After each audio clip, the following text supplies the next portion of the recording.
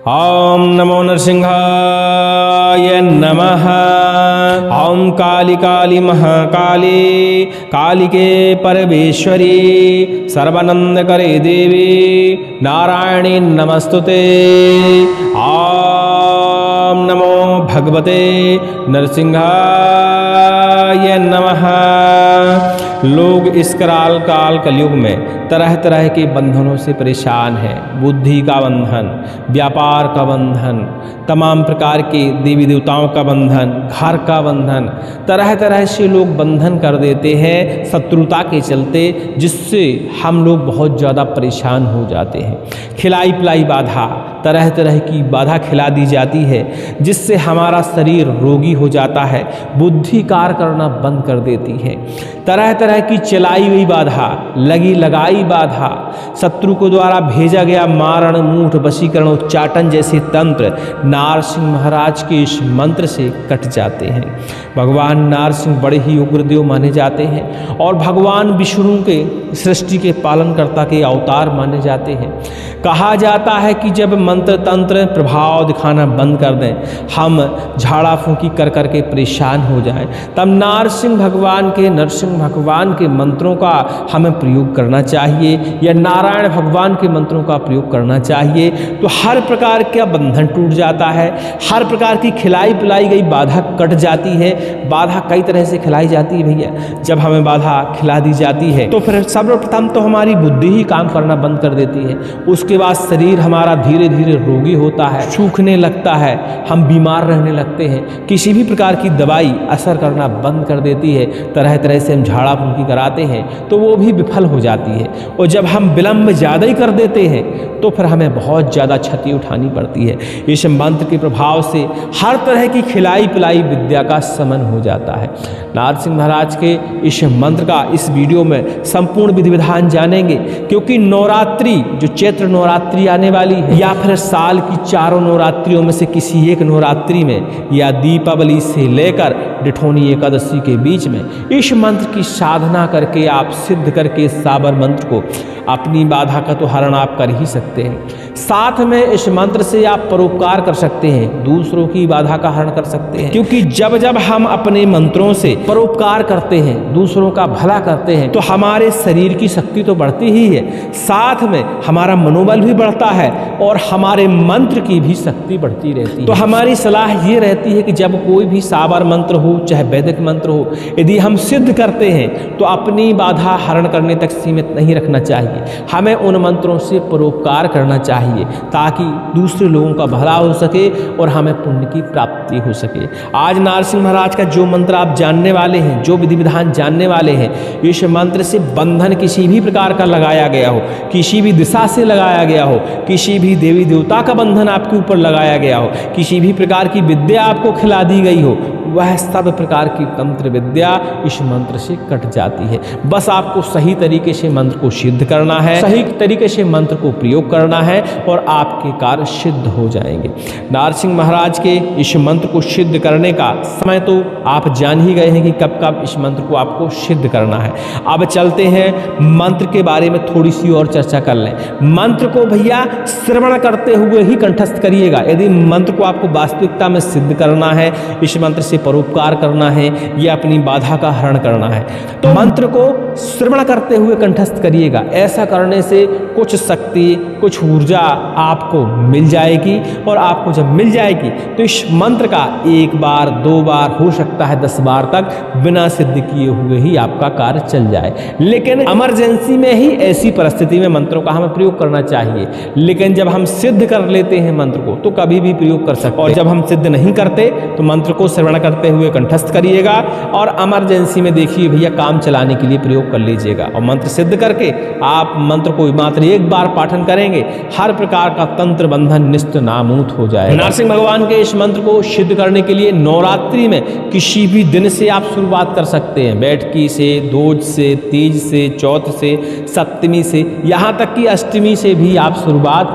कर सकते हैं। जिस दिन से भी आपको शुरुआत करनी हो, लेकिन ये ध्यान दीजिएगा नवमी के पहले नवमी की रात्रि के पहले इस मंत्र की आपको 21 माला कंप्लीट करनी है, 21 माला जप करना है। इसीलिए हमारा आग्रह है कि बैठकी से या दोज से शुरुआत कर दीजिएगा तो आराम से नवमी की रात्रि तक आपकी 21 माला कंप्लीट हो जाती है। देखिए मंत्र ज़्यादा जब संख्या जरूर हमें लगती है कि बहुत बड़ा मंत्र है और 21 माला भी बहुत है, काफ़ी समय लग जाएगा, लेकिन भैया हम आपको बता दें कि साधारणतया 1-2 बार मंत्र पाठन करने से बिना शरीर को कष्ट दिए हुए मंत्रों में सिद्धियां मिल जाती होती तो हर व्यक्ति, हर चौथा व्यक्ति एक तांत्रिक हो जाता। तो ऐसा नहीं है, हमें तप करना पड़ता है, शरीर को तपाना पड़ता है, शरीर को कष्ट देना पड़ता है, तब जाके हमें मंत्रों में सिद्धि मिलती है। तो इस मंत्र का आपको बस इतनी छूट है भैया, एक दिन में आप 2 माला कर लीजिए, 3 माला कर लीजिए, एक दिन में 4 माला कर लीजिए, इस तरह आप करिए, लेकिन नवमी की रात्रि तक पूरी 21 माला कंप्लीट कर लीजिए। इकट्ठी एक दिन में नहीं करनी है, आप 9 दिन में करनी है,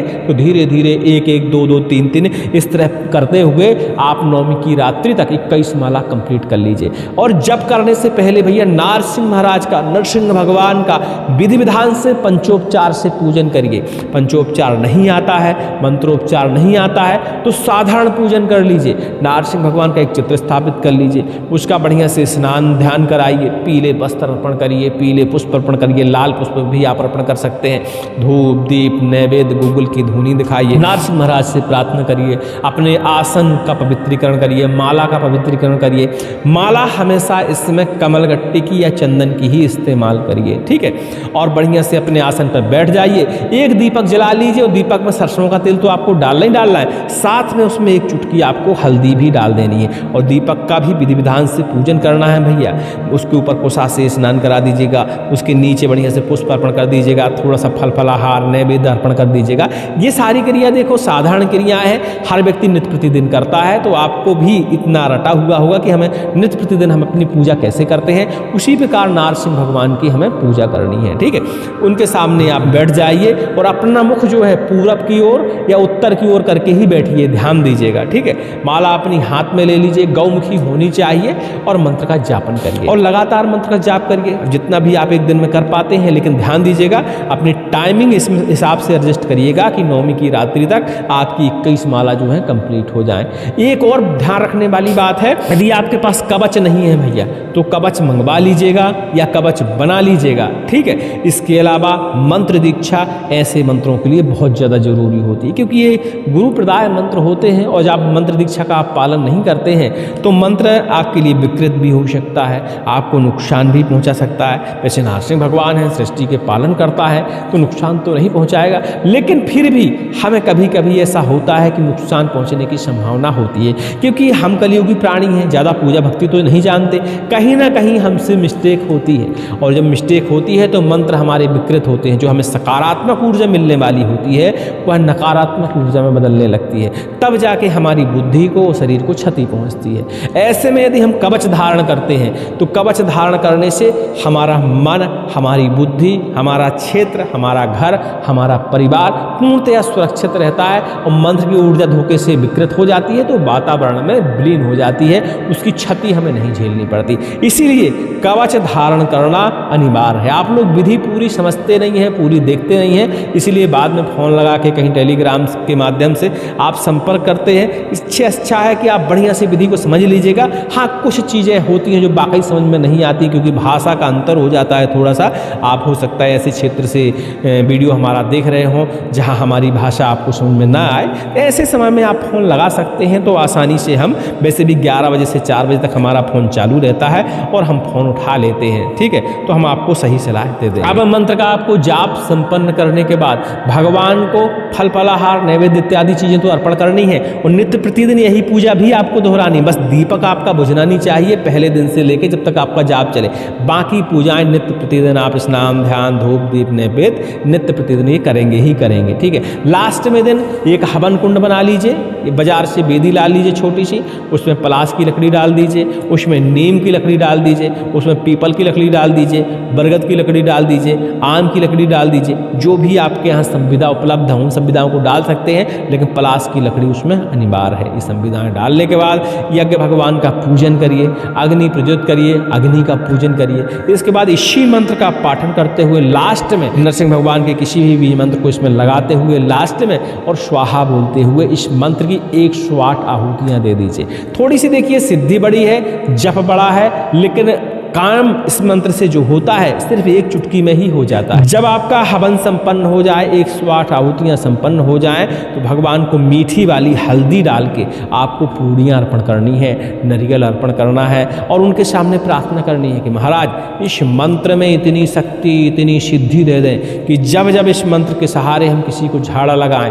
या जब जब आपका स्मरण करें, हर तरह का तंत्र बंधन कर जाए, हर प्रकार की भूत प्रेत बाधा नष्ट हो जाए, हर प्रकार का कष्ट देने वाला, संकट देने वाला जो भी शक्ति हो वह समाप्त हो जाए, मारण मूढ़ वशीकरण उच्चाटन टूट जाए, हर प्रकार की मैली कुचैली बाधा से मुक्ति मिल जाए। अपने शब्दों में भैया देखिए प्रार्थना कर लीजिएगा, सबके शब्द अलग अलग होते हैं। इस तरह प्रार्थना करते हुए लास्ट में शांति पाठ आपको करना है और शांति पाठ इंटरनेट में आप सर्च कर लीजिएगा, डिस्क्रिप्शन में हम लिख देंगे तो देख लीजिएगा, ठीक है। शांति पाठ करने के बाद अपने आसन के नीचे जल का छिड़काव करिएगा, जल को स्पर्श करिएगा, मत्थे पर तिलक करिएगा, क्षमा याचना करते हुए आप अपने आसन से उठ सकते हैं। देखिए इस मंत्र में डेली आपको 2 से 2.5 घंटा लगने वाला है और नवरात्रों में वैसे ही लोग माँ की भक्ति करते हैं तो डेली 2-2.5 घंटा इस मंत्र के जाप के लिए आप दे सकते हैं। 9 दिन में इस मंत्र की जो जप विधान है वो पूरा हो जाता है। इसके बाद इस मंत्र में आपको पर्याप्त सिद्धि मिल जाती है, शरीर को बड़ा भयंकर तेज मिल जाता है। यहाँ तक कि ये देखा गया है कि इस मंत्र को जिसने जिसने सिद्ध किया उसके शत्रु यदि सामने आ जाएं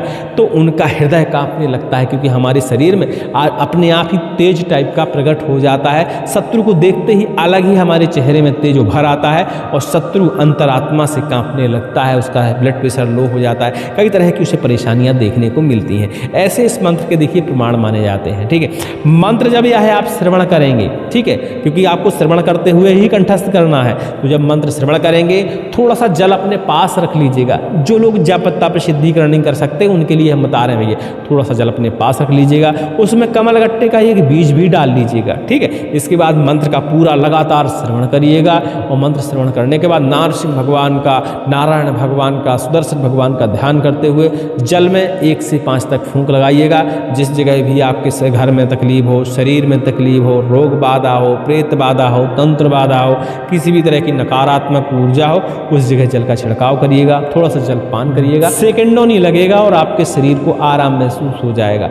इससे आप मंत्र की शक्ति का भी परीक्षण कर सकते हैं, क्योंकि कई लोगों का कहना होता है हमने बहुत मेहनत की, मंत्र ने प्रभाव नहीं दिखाया। तो मंत्र को भैया पहले परीक्षण कर लीजिए, इसके बाद सिद्धीकरण करिए, ठीक है। आप लोग मंत्र को उल्टे सीधे तरीके से कंठस्थ करते हैं, मंत्र को लिख कर याद करते हैं, तो ऐसा नहीं करिए। मंत्र को सुनते हुए कंठस्थ करिए और फिर देखिए मंत्र का परीक्षण कैसे नहीं मिलता, आपको मिलेगा, बराबर मिलेगा। अब आती है भैया इस मंत्र को हमें प्रयोग कैसे कैसे करना चाहिए। तो सर्वप्रथम तो देखिए भैया खिलाई पिलाई बाधा के ऊपर चलते हैं। यदि किसी को खिलाई पिलाई बाधा है, वशीकरण खिला दिया गया है, किसी तरह का तंत्र खिला दिया गया है, यहाँ तक कि दिनाई खिला दी गई है, तो सत्यानाशी का एक पौधा होता है, हर जगह पूरे क्षेत्र में, पूरे भारतवर्ष में खरपतवार के रूप में मिल जाता है। सत्यानाशी का जो पौधा है वह अष्टमी की रात्रि में, नवमी की रात्रि में या नवरात्रों में किसी भी दिन निमंत्रण देके आपको उसकी जड़ खोद के ला लेनी है और अपने यहाँ पूजन में उसे रख देनी है। जब हम लगातार पूजन करेंगे तो उसमें अपने आप ही सिद्धता आ जाएगी नवरात्रि के अंतर्गत। और जो हमने हवन किया है नरसिंह महाराज के इस मंत्र के साथ, उसका जो भस्मी बचा हुआ होगा उसको बढ़िया से बारीक वाली भस्मी हमें छान के रख लेनी है। हवन जो करना है हमें बाजारू हवन सामग्री से नहीं करना है। जो हम घर में हवन सामग्री बनाते हैं, तिल, जौ, चावल मिला के, चीनी, गुड़ मिला के, पंचमेवा, ये सारी चीज़ें मिला के इस सामग्री से ही हवन करना है, ताकि केमिकल वगैरह उस भस्मी में ना प्रकट हो जाए। हमें ऐसी अपनी देसी हवन सामग्री का इस्तेमाल करना है और भस्मी आग को इतना जलाना है कि हवन सामग्री पूरी तरह जल के राख हो जाए, भस्म हो जाए। उस भस्मी को बढ़िया से छान के हमको रख लेना है। जब भी आपको लगता है कि किसी को खिलाई पिलाई बाधा है, 1 चुटकी भस्मी ले लीजिए, थोड़ी सी सत्यानाशी की जड़ ले लीजिए, 1 चने की साइज का, उससे भी छोटा आप ले सकते हैं। दोनों को बढ़िया से मिला लीजिए, पीस लीजिए, चाहे पाउडर बना लीजिए, जल में घोल दीजिए। जिसके ऊपर खिलाई पिलाई गई बाधा हो, पेट में खिलाई गई हो, ऐसे व्यक्ति को 2-2 चम्मच सुबह शाम उसे पीने दे दीजिए। और जब ये भस्मी और जड़ी जल में आप मिला रहे होंगे तो जल को इसी मंत्र से 11 बार पाठन करते हुए अभिमंत्रित करना है और इसी इसी मंत्र से आपको 11 बार तक आप झाड़ा लगा सकते हैं, उतारा कर सकते हैं, सांग के सहारे, खड़क के सहारे, त्रिशूल के सहारे, या जल के छींटे मारकर आपको सर्वप्रथम झाड़ा लगा देना है। उसके बाद जल अभिमंत्रित करके देना है। जैसे ही सुबह शाम वह 3-4 दिन लगातार इस जल को ग्रहण करेगा, सत्यानाशी के जल को, तो उसके शरीर से जो भी खून में मिल गई है खिलाई पिलाई गई बाधा, वह धीरे धीरे शरीर से बाहर हो जाएगी, खत्म हो जाएगी, नष्ट हो जाएगी। क्योंकि नरसिंह महाराज हर बुरी बाधा का छीलन करने के लिए, छेदने के लिए, काटने के लिए ही तो जाने जाते हैं। तो स्वाभाविक है कि आपके पेट में खिलाई गई बाधा कट जाएगी। इसके अलावा किसी प्रकार का भैया तंत्र बंधन लगाया गया हो, ठीक है, जैसे कई बार देखा जाता है कि व्यापार का बंधन लग जाता है, बुद्धि का बंधन लग जाता है। तो बुद्धि का जब बंधन लगता है तो इसी प्रकार जो आप खिलाई गई बाधा को प्रयोग करते हैं काटने में, बुद्धि के बंधन में इसी तरह प्रयोग कर सकते हैं। लेकिन जब व्यापार का बंधन लगता है तो व्यापार के बंधन में हमको थोड़ा सा ये ध्यान देना है कि किस जगह व्यापार का बंधन लगा है। यदि घर में हमारा व्यापार चल रहा है तो स्वाभाविक है घर में लगा होगा, शरीर पर भी लगा होगा, या फिर जहाँ हमारा ऑफिस होता है, दुकान होता है, ये ऐसी जगह भी बंधन लग जाता है। तो ऐसी जगह इसी मंत्र का पाठन करते हुए हमें अपनी दुकान के ऊपर, व्यापार के ऊपर, घर के दरवाजे के ऊपर 7 बार नींबू उतार लेना है, ठीक है। उसके बाद इसी मंत्र का पाठन करते हुए हमें जल का पूरे घर में छिड़काव करना है। ऐसा करने से वहाँ किसी भी तरह का बंधन लगा हो वह टूट जाता है। साधारण विधि है, ज़्यादा उपद्रव करने की जरूरत नहीं है। नींबू ले आओ, काली गुंजा ले आओ, ये ले आओ, वो ले आओ, बाजार की 1000-1200 की सामग्री ले आओ, तब जाके बंधन कटेगा नहीं। बस एक नींबू लो, मंत्र पढ़ो, अपने मंत्र तो सिद्ध करके रखा है ना, फालतू की सामग्री की क्या आपको आवश्यकता। सिर्फ एक नींबू ले आओ, 1 गिलास जल ले लो, कमल गट्टे का उसी में बीज डाल लो, मंत्र पढ़ लो 11 बार, और चाहे जहाँ जल का छिड़काव कर दो उस जगह का बंधन कट जाए। इसके अलावा तरह तरह के बंधन होते हैं, तरह तरह की खिलाई पिलाई बाधाएं होती हैं, तरह तरह की लगे लगाए बाधा होती है। हर प्रकार की बाधा में से आप अपने स्तर से झाड़ा लगाते हुए बंधनों को काट सकते हैं, प्रयोग कर सकते हैं। अधिक जानकारी के लिए टेलीग्राम में भैया संपर्क कर लीजिएगा, क्योंकि अभी तो आपको मंत्र सिद्ध करना है, ठीक है। जब सिद्ध कर लेंगे तो इस मंत्र का और कैसे कैसे तरीके से आप प्रयोग कर सकते हैं वो चीज़ें आप फोन के माध्यम से, टेलीग्राम के माध्यम से भी पूछ सकते हैं। क्योंकि इकट्ठा एक ही बार में हम बता देंगे तो यह वीडियो कम से कम 3 घंटे का बन जाएगा, ठीक है। और उतना आपके लोगों के पास समय रहता नहीं है, क्योंकि आप वैसे स्किप करके वीडियो देखते हैं, आप मेन जानकारी देखते हैं, बाकी नहीं, बारीकियां नहीं देखते। और जब बारीकियां नहीं देखते तो मंत्र कार्य नहीं करते। तो भैया इन सब चीज़ों का ध्यान रखिए। दोबारा से आप हमसे फ़ोन लगा के पूछ सकते हैं। तो बाकी विधि विधान जो है इसका सिर्फ सिद्ध करिए, इसमें सिद्ध करने का विधि विधान बता दिया, जनरल प्रयोग करने का हमने आपको विधि विधान बता दिया। इतने में आपके कार्य संपन्न होने लगेंगे। बाकी इसमें झाड़ा फूंकी के, तंत्र बंधन काटने के, शत्रु के ऊपर इस मंत्र से प्रहार करने से, शत्रु की बाधा काटने के लिए, शत्रु की विद्या हरण करने के लिए इस मंत्र के बहुत सारे उपयोग हैं, बहुत सारे प्रयोग हैं। वो सारी चीज़ें आप टेलीग्राम के माध्यम से या डायरेक्ट फ़ोन लगा के हमसे नवरात्रि के बाद पूछ सकते हैं। बस नवरात्रि में किसी तरह इस मंत्र की साधना करिए और परोपकार में इस मंत्र का प्रयोग करिए, स्वयं की बाधा का हरण करने में भी प्रयोग करिए। बाकी आप अपने क्षेत्रीय तरीके भी इस मंत्र के साथ लगाकर इस मंत्र का प्रयोग कर सकते हैं, क्योंकि मंत्र आप यह इस्तेमाल करेंगे, तरीके अपने क्षेत्रीय, बस ताम से कोई तरीका नहीं होना चाहिए, ये भर ध्यान देना है। हाँ, सारे तरीके सात्विक होने चाहिए, तो आपका यह मंत्र निरंतर कार्य करता रहेगा। समैया पे जैसे दीपावली है, भाई दूज है, होली है, नवरात्रि की अष्टमी है, नवमी है, दशमी है, तमाम प्रकार के हमारे साल भर में त्यौहार आते हैं। ऐसे त्योहारों में नरसिंह महाराज को प्रसाद अर्पण करना बहुत जरूरी है। और प्रसाद अर्पण करना, पीले पुष्प इनको अर्पण करना है, आपको पीले वस्त्र अर्पण करना है, नारियल अर्पण करना है, जो दीपक जलाना है सरसों के तेल का ही होना चाहिए, उसमें आपको हल्दी डाल देनी है, मीठी वाली पूड़ी बनानी है आपको, मोटी वाली, और शुद्ध घी की ही बनाइएगा, और उसमें थोड़ी सी हल्दी जरूर मिलवा दीजिएगा और भगवान को अर्पण करिएगा। और जब जब इस मंत्र का आप प्रयोग करें, झाड़ा फूंकी करें और सामने वाले को राहत महसूस हो जाए, आराम लग जाए, तब भी आप गुरुवार के दिन इस मंत्र के सहारे आप प्रसाद अर्पण कर सकते हैं भगवान नरसिंह महाराज को। तो उनकी कृपा आपके ऊपर हमेशा बनी रहेगी